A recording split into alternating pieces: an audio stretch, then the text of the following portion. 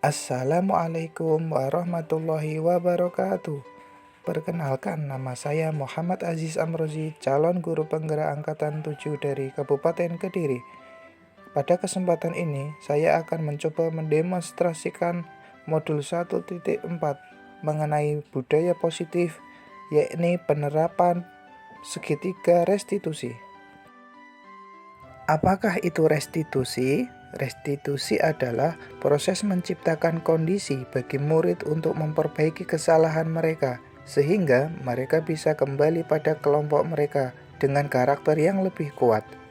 Restitusi bukan untuk menebus kesalahan, namun sebuah tawaran dan bukan paksaan. Restitusi fokus pada solusi dan dapat mengembalikan murid yang bersalah pada kelompoknya.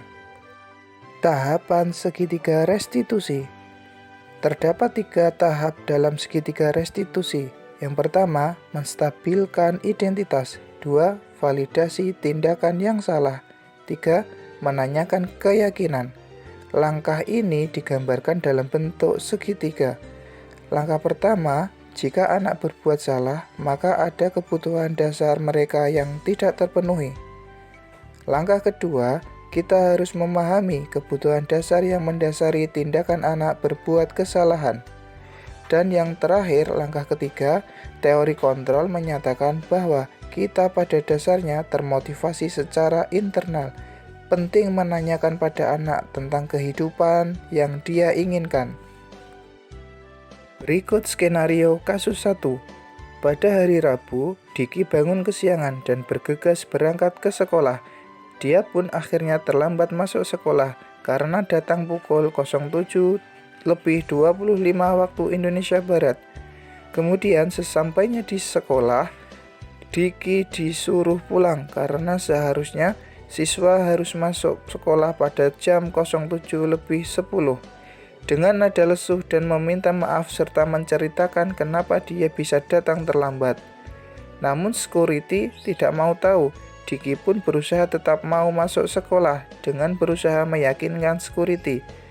Dan pada akhirnya security pun memberikan kesempatan masuk karena Diki baru sekali datang ke sekolah terlambat.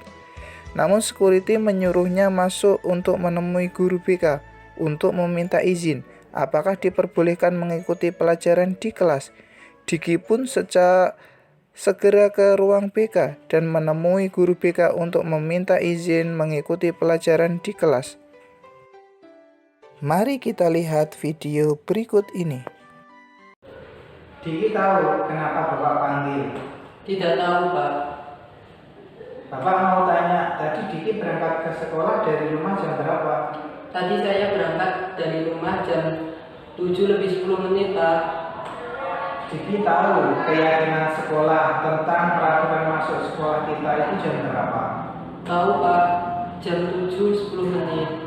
Nah, kira-kira jika masuk sekolahnya jam 07.10 dan Diki baru berangkat dari rumah, apakah Diki bisa datang tepat waktu untuk masuk sekolah? Tidak, Pak. Pasti saya akan terlambat masuk ke sekolah karena perjalanan dari rumah ke sekolah sekitar 15 menit. Maafin Diki, Pak. Ya, setiap manusia pasti pernah melakukan kesalahan. Namun di sini saya tidak mencari siapa yang salah, namun fokus untuk mencari solusi bersama supaya Diki tidak terlambat lagi untuk datang ke sekolah. Diki pasti punya alasan kenapa sebabnya Diki datang ke sekolah terlambat. Tadi pagi saya bangun kesiangan, Pak. Makanya saya terlambat datang ke sekolah. Kalau boleh tahu, kenapa Diki bangunnya kesiangan? Karena semalam nonton semifinal Piala Dunia, Pak. Sehingga tidurnya setelah subuh tadi. Oh, jadi Diki terlambat masuk sekolah tadi itu karena bangunnya kesiangan. Karena malamnya habis nonton sepak bola ya? Iya, Pak. Apa Diki tahu keyakinan sekolah mengenai aturan masuk sekolah itu jam berapa? Tahu, Pak. Seharusnya bagaimana agar Diki tidak terlambat datang ke sekolah? Saya harus bangun pagi dan memasang alarm minta orang tua untuk membangunkan saya, Pak. Dan berangkat dari rumah jam 6.40 menit supaya bisa disiplin dan tidak terlambat lagi datang ke sekolah. Iya, kira-kira kapan Diki akan melakukan hal-hal yang sudah Diki sebutkan tadi? Mulai nanti, Pak, dan besok saya akan bangun pagi dan datang lebih awal di sekolah. Ya, terima kasih ya, karena Diki sudah mau melakukan perbaikan untuk datang sekolah tepat waktu dan jadi orang yang bisa bertanggung jawab. Terima kasih. Iya, Pak. Berikut skenario kasus 2. Pada suatu hari, ketika Pak Aziz sedang mengajar di kelas 11, Pak Aziz melihat ada salah satu siswa yang duduk di bangku sebelah tembok baris paling belakang yang sedang menunduk seperti melihat sesuatu ke bawah. Awalnya, Pak Aziz kira dia tertidur. Kemudian Pak Aziz hampiri dan ternyata dia kaget setelah Pak Aziz mendekatinya karena dia sedang memainkan handphone saat pelajaran berlangsung. Sebut saja namanya Zahra. Dalam kesepakatan di awal, warga kelas sudah membuat kesepakatan dan meyakini jika saat pelajaran berlangsung tidak menggunakan handphone sampai pelajaran selesai atau sampai waktunya istirahat. Siswa saling menghormati dan menghargai antar sesama siswa yang lain, sehingga bermain handphone ketika pembelajaran berlangsung sangat mengganggu temannya di kelas dan juga menjadikan perilaku indisipliner bagi siswa yang menggunakan handphone tersebut. Oleh karenanya, perlu ada tindakan penyelesaian masalah menggunakan segitiga restitusi. Mari kita lihat video berikut ini. Zahra, tadi Bapak lihat kamu waktu pelajaran sedang bermain HP ya? Iya Pak, maaf tadi saya bosan saat pelajaran. Kenapa kamu bosan dalam pelajaran? Ada yang lain?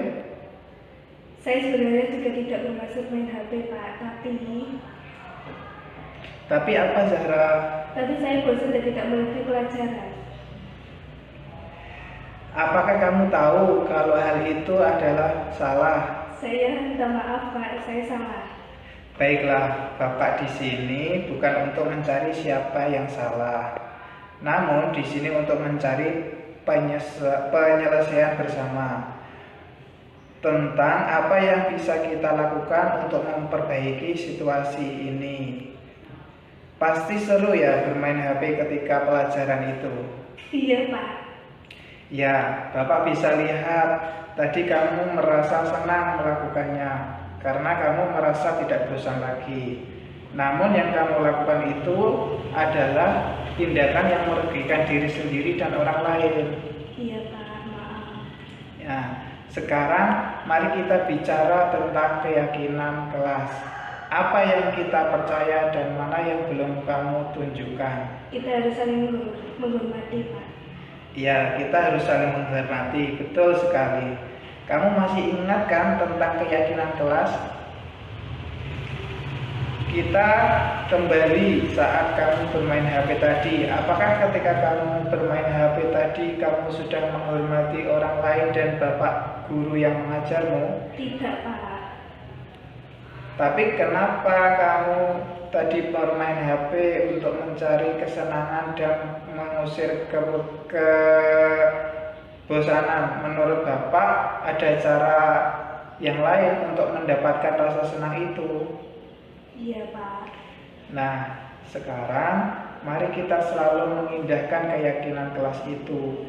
Dan apakah kamu tahu apa yang harus kamu lakukan untuk memperbaikinya? Iya Pak, sekali lagi saya mohon maaf. Baiklah, permohonan maaf kamu saya terima. Iya Pak, saya berjanji. Terima kasih Pak. Ya, sama-sama. Semoga kamu menjadi orang yang hebat di kemudian hari.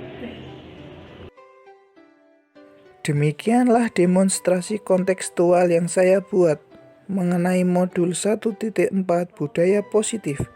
Kurang lebihnya saya mohon maaf. Terima kasih. Salam guru hebat.